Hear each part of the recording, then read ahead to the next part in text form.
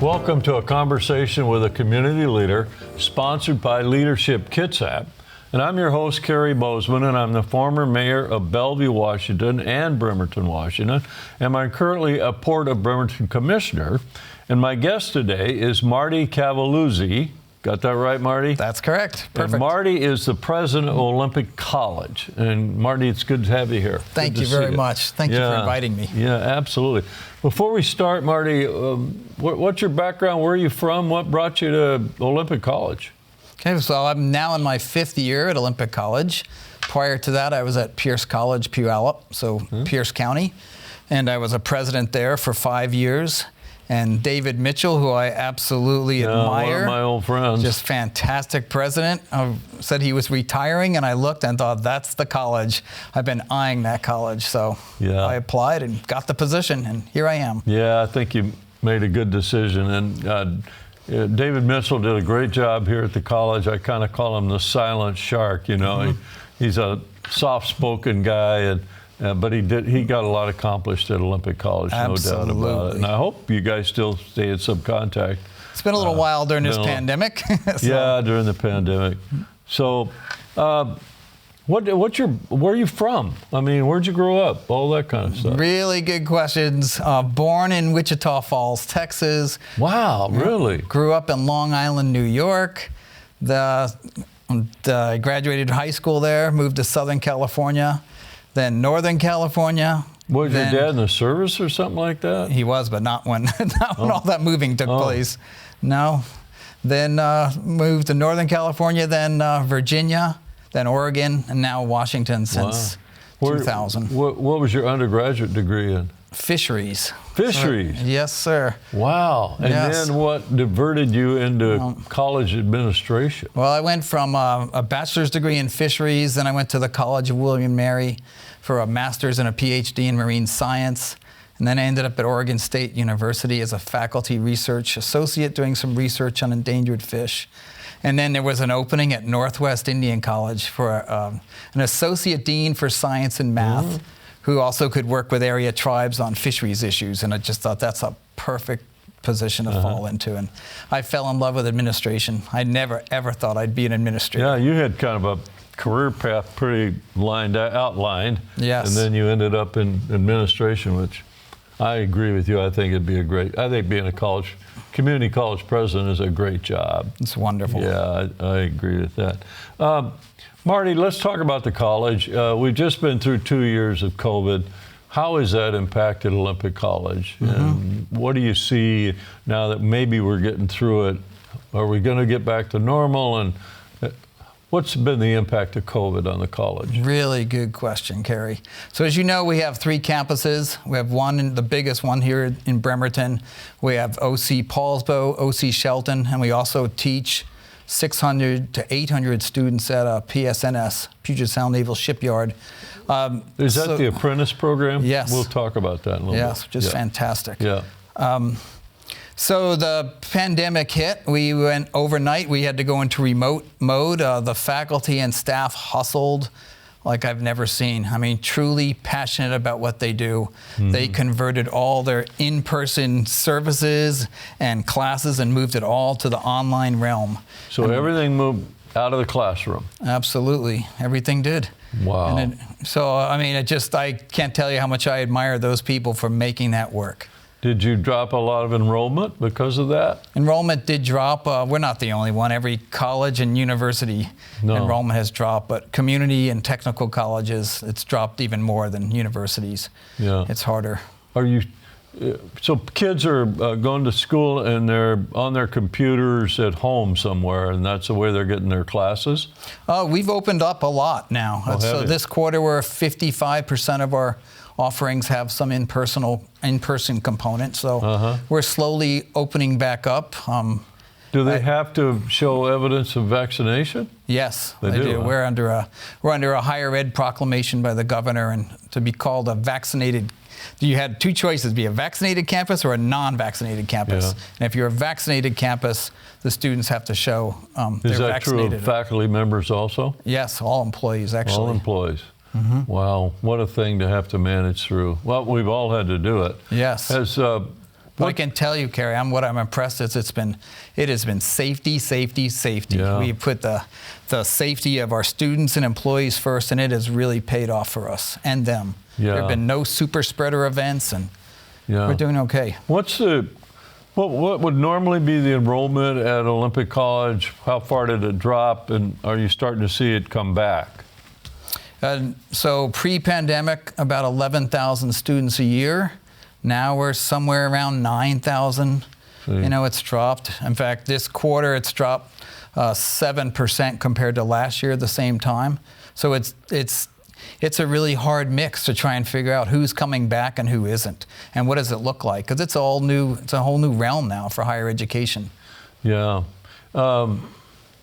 And you get funded by, it must have hurt your funding. State funding has been cut also, hasn't it? Actually, we are blessed to have some of our legislators in our district are the biggest supporters of higher education in the state. They are fantastic. They've all are just pro higher ed. Funding actually hasn't really been cut from the state, and we also got funding from the federal government to help us remain open. Because the issue here really was we were offering a lot of classes online, but also offering some in person. And the ones in person, we had to have social distancing, so the class size is a lot smaller. So some we were running 2 or 3 sections of the same class. So we actually had to pay 2 or 3 more faculty to teach those classes. So we couldn't have done it without the help of our legislature or the federal government. Wow. Were all the classes, everybody in class wearing a mask? Yes, originally. Now it's masking optional but recommended. Oh, it's masking optional at the college right now. Yes. Right. But recommended. Recommended. So how would students show proof of that they'd been vaccinated? They had to go to student services and show that they actually had it. They did. Did you do any vaccinations on campus? Oh gosh, Cary, our nursing department has just been phenomenal throughout this. Yeah. I mean, they were the first group actually back in person, right, offering in-person classes. I mean, if they can't figure out how to do this, who can? And so they were doing all the daily screenings and everything, but they have offered vaccination clinics and testing clinics, and so this quarter alone, I think there's 3 vaccination clinics on campus. So if you know anyone who needs a vaccination or a booster, come on in. Are you into the It's just been second phenomenal. booster shot now? I'm assuming you are. I'm 2 months away from my second booster shot. Yeah, I think I'm due. I think I'm ready. I highly recommend it. And I'm going to get it. Yes. Yeah. No, Olympic College partnered with Kitsap Public Health District and been able to offer these vaccination clinics, and it's been fantastic. Where do you do it? Well, there was one in Paulsbo at the OC Paulsbo campus, but it's on campus at OC Bremerton. Oh, is it? Well, that's good to know. So hopefully everybody heard that. You can get your vaccination shots at Olympic College. Yes, it'll be advertised. You'll be able to see it. And you can get your second booster at Olympic College. That's great. Getting away from COVID for a minute, a lot of people don't know that much about community colleges. What are some of the programs you offer at the college that you're really proud of, that are kind of some of your keystone programs? A really good question. Nursing clearly is one of our let's talk about nursing, because there's a shortage of nurses, right? So are your nursing classes just filling up or not? Oh yes, they're always full. Wow. So picture. So we have different nursing programs. We have an associate's degree for nursing. So that's a 2-year degree. Yes, correct. So we'll take 70 students a year. So 140 total in that program, because it's a 2-year program. But we have about, this year, I think 250 qualified students for the program, but we'll only take 70. Wow. At the college, there are about 600 students coded as pre-nursing. Wow. The demand for it and the interest in it, both are huge. But you can only take 70. Well, that's for that one. Then we have another program we just started this year, is a veteran to LPN program. So we take people who've served in the military, who've had some experience in the medical field, can go right into this fast track for a nursing degree, which is fantastic. Do you have some relationship with the hospital, St. Michael's and all that, or where do they go? Do they do an internship when you're doing a nursing program? They have to, yes, they go to what's called clinicals, so they actually do their time in the hospitals. hospitals. We absolutely have very solid relationships with all the area hospitals and then nursing areas, those kind of things. Is there a 4-year degree in nursing? Yes, or there is is. it just a 2-year? No, you get a 4-year so degree. So you can get a bachelor's degree in nursing. Yes, but you you can. guys, the Olympic College doesn't offer that. You just offer the 2-year. Oh, no, we do offer. Oh, you can offer get it. the 4-year Absolutely. degree? Yes.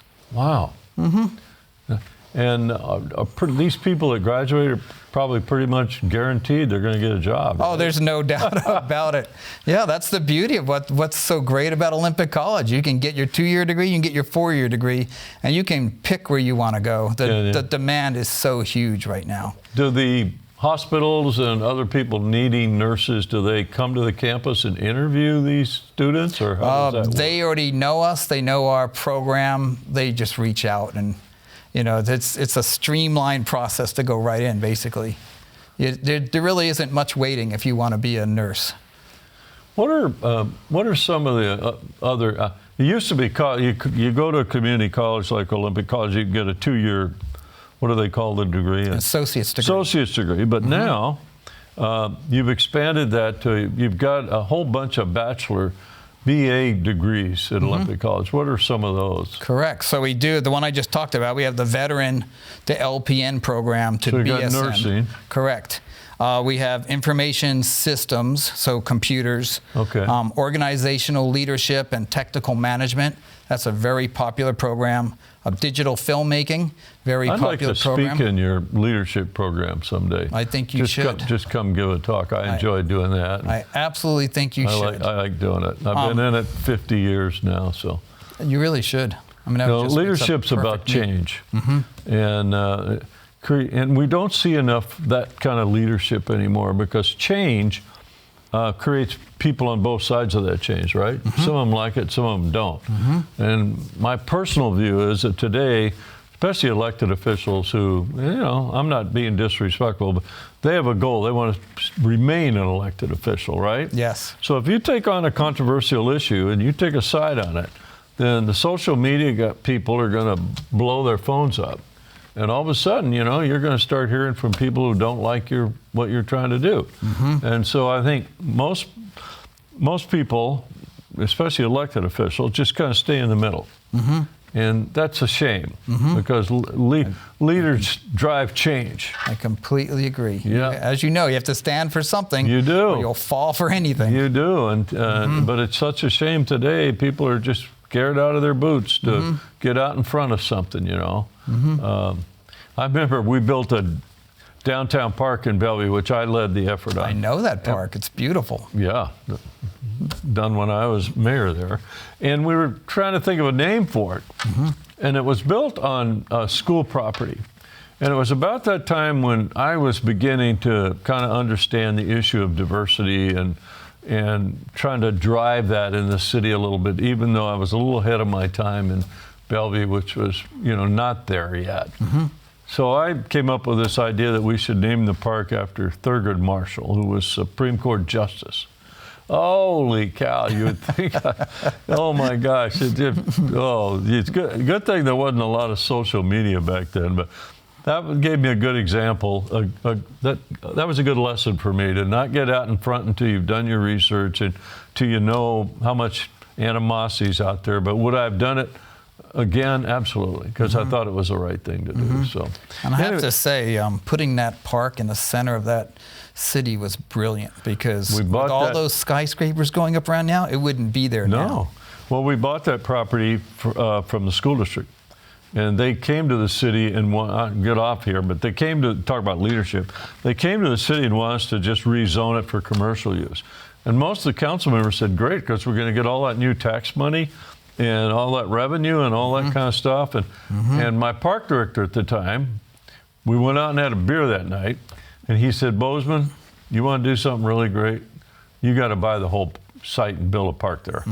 And anyway, it's a long story, but so let's talk about some other, that was our leadership issue. Other BA degrees you offer besides the ones you just mentioned. So those are the ones that Olympic College offers, but we also partner with Western Washington University and Washington State University. So with Washington State University, right on our campus, you can get a bachelor's degree in mechanical engineering and a bachelor's degree in electrical engineering. Also very popular programs. Well, it's so great for students. They're doing it probably for half price. And so many students can't get in these universities anymore. It's true. You know, Marty, you got to have a 4.0 to get in the University of Washington. You know, I got in the University of Washington with about a 2.7 long time ago.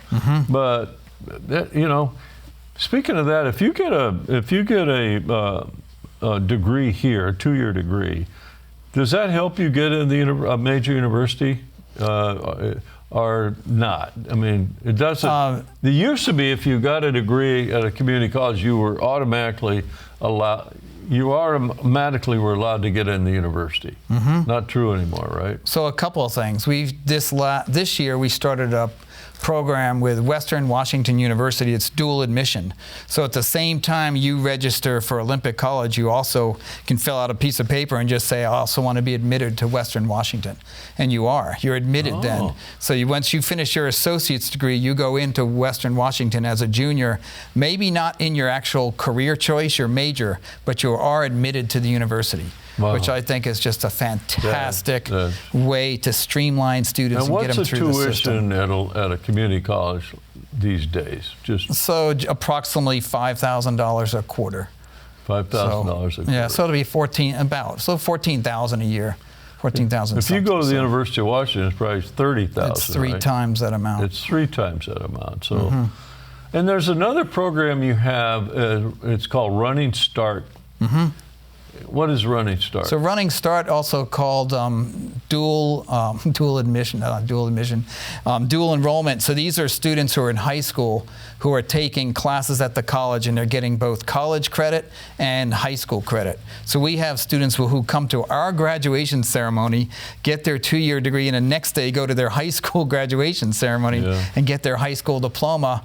I want you to think about this. This is phenomenal. We have students some of them are just turning 18, some are still 17, who will go to a university with a 2-year degree already behind them. They're going to a university as juniors.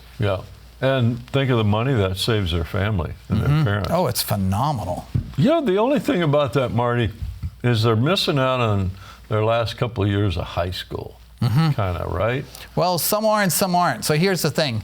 All right, there's multiple ways students can go. Some are the traditional high school route, right? They're in high school, they're in band, they're in athletics or something, and they're thriving. We should let those students stay there. There are some students who want something more, and they can do college in the high school, so they actually can take classes in their high school, or they can do Running Start. For those students who want that, then we should encourage them to do those paths, right? There's basically 5 different paths for high school students. Our job is to get them on that right path and support them all the way through. Well, it's a great thing in terms of cost. I love going to high school. I mean, I really loved high school. I mean, it was just a lot of fun. And I'd hate to think that kids miss out on that. So, but I know some do. I mean, they basically become students here at Olympic College, right? We have about 1,000 students. Wow. Running Start students. And I will say most of them who I talk to, when I ask why Olympic College, why are you doing Running Start, they say, I wanted to get away from the drama of high school. It's not cut out for every student. No, it really isn't. That's for sure. What is we used to the old thought was people in community colleges were older. They had maybe gone to high school and gone out and got another job, and then they decided to come back and get a little education. What's the demographic makeup of community colleges these days? Who are the students? So Olympic College, our median age is 26. 26? So we have actually a lot of older students. Our oldest student was 81, and I haven't seen him since the pandemic. Oh, an 81-year-old student? Yes. That's great. Yeah, and then we have the Running Start students. So we have a full range, right? A lot of our students are working adults, and so they have to make this fit right into their lifestyle. And they're coming here because they want an opportunity maybe for career change or career advancement or that kind of thing. That is correct. Right. Yeah, so some are getting a traditional 2-year degree, a transfer degree. They will go, we have articulation agreements with all of the universities in Washington State and then many others out of the state, but they will go in as juniors. To answer your question before, it actually helps them get in. They do go in as juniors. And then we have others who are not necessarily wanting to transfer. They just want to get a degree or certificate and keep retooling and move up within their own organization or move to something new. There was thought at one time about having students in community colleges living on campus. Where did you ever pursue that? I know it was something David was interested in. I think it was David. Maybe it was his predecessor, building some dorms kind of thing. Are you still thinking about that, or we have had a residence hall on campus for many, many years. Oh, I can't tell you when it started, but I think it has about 60 beds. We looked twice since I've been here. We've explored the idea of another residence hall, and we've gotten so far down the road, and it almost looks like it's going to happen. Then we realize it's not going to be affordable for our students. So if it's just market rate, it doesn't help us to build a residence hall. Are a lot of the students foreign students? Do you get a lot of foreign students here, kids from other countries? We were growing until the pandemic, but no, we had at least true international students. We had about 100. That's it, really. Yeah. Does every state have a community college system? Yes. They do, huh? Yes, they do. Well, I remember the governor that started here, Governor Dan Evans, the best governor I think the state ever had, and he started the community college system here. So he's still alive, too. He's 90-something years old and still hikes in the mountains. That's fantastic. So he's just a great guy. So we have 34 community and technical colleges in Washington State, and we really do serve this state well. It's a great system. No, it's one of the best things that these states ever did. The college raises private money, and I wanted to ask you a little bit about the foundation. How does it work? What's its purpose? How can people contribute? It's a great question. Yeah. So the foundation, I really admire these people. These are people who volunteer to serve on this foundation. It's a nonprofit, right? So it's a separate arm of the college. We have 3 employees that we don't basically loan to the foundation. But these people, all the people who serve as volunteers on the board, they raise funds for scholarships primarily. Right, and you've got a pretty good size endowment. Right? We do, yes. And we hand out hundreds of scholarships a year. And it's fantastic to watch because when you meet these students at these scholarship ceremonies, they're absolutely in tears because there was no way they were going to continue without these scholarships. Well, one of my many jobs in my career is being the executive director of the Olympic College Foundation, and it was just a great job. And I remember if you approach people like an older couple who were looking from a state to do something with their estate, and you ask them if they'd sponsor a scholarship, boy, absolutely will sponsor a scholarship. Hey, Marty, this has gone way too fast. We're getting down toward the end. Is there anything I have not asked you about the college you'd like to share today with the audience that we've missed?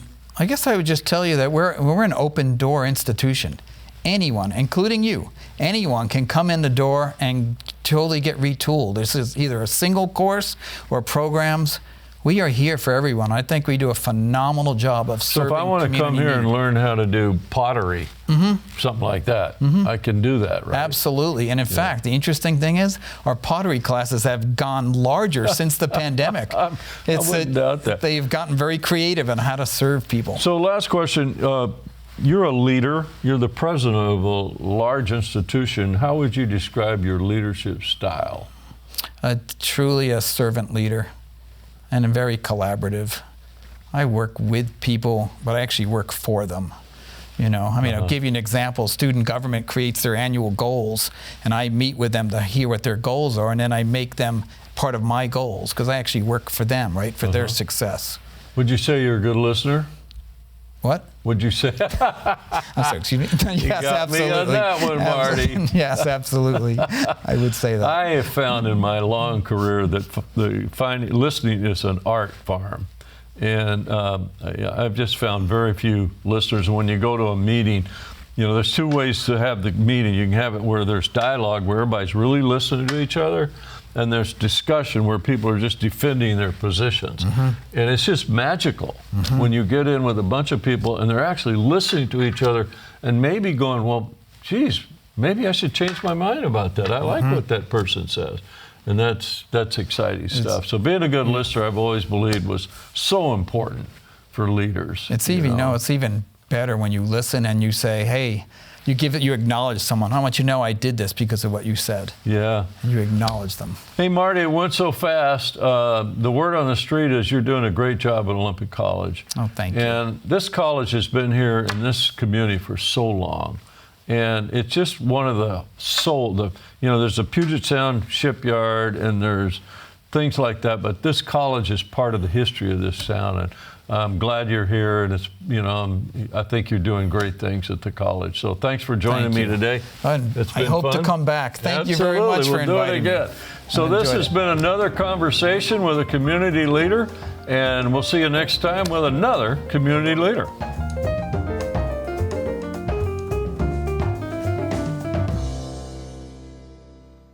Leadership Kitsap is our community's civic leadership program.